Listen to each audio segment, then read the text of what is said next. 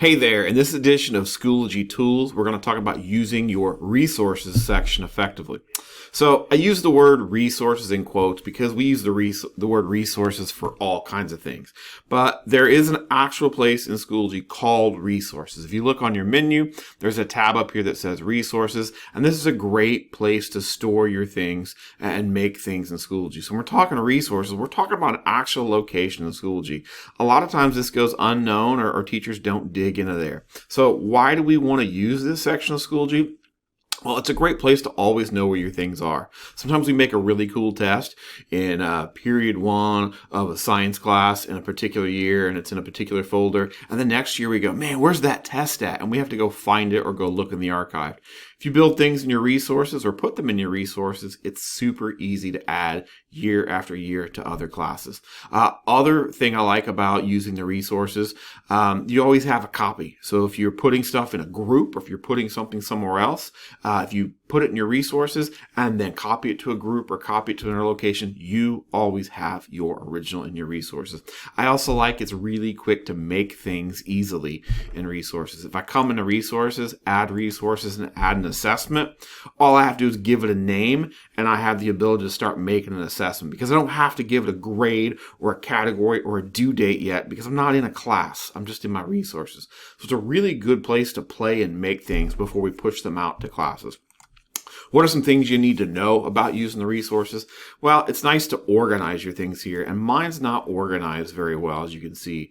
So one of my favorite tools and resources I just really started digging into lately is collections. So you'll notice your resources by default, you're at home, and you've got this like file box, and that's your home file box, and here's all your stuff. Sometimes that can be hard to organize. But you'll notice I've got multiple file boxes down here now. These are called collections. If you come up here and you add a collection, you can give it a title and you can start putting things specifically in that collection. It's a really good way to start organizing your resources. You can put it by subject, by project, however you want to start organizing your things. The other really cool thing about collections is I've got one here with the teacher's name on it. I've made some stuff that myself and this teacher are sharing. And that's right, I said sharing. When I click this collection down here, the menu pops up for this collection of resources. My computer's taking a second. But once this pops up, you have a sharing button for collections. So your personal resources you cannot share. But when you make a specific collection, you can share that out with another teacher, share that out with your grade level, share that out with your subject level, share that out with people all over the district in your subject. So sharing collections is really cool thing to do.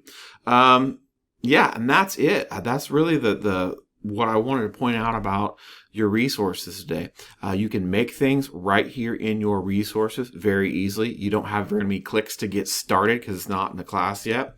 You can take things in your resources and click the gear and add it to a course. You can copy it to another group or copy it to another place, or you can even move it around. But you've always got that copy in your resources. That's really cool. And you know where to find them always. You don't have to go figure out what class, what semester, what period something was in. Next year, if you're doing multiplication times tests, they're right here in my resources. I can easily add to a course. And then additionally, inside a course, when you go add a material, there's a button that says import from resources, and boom, it opens up your resources.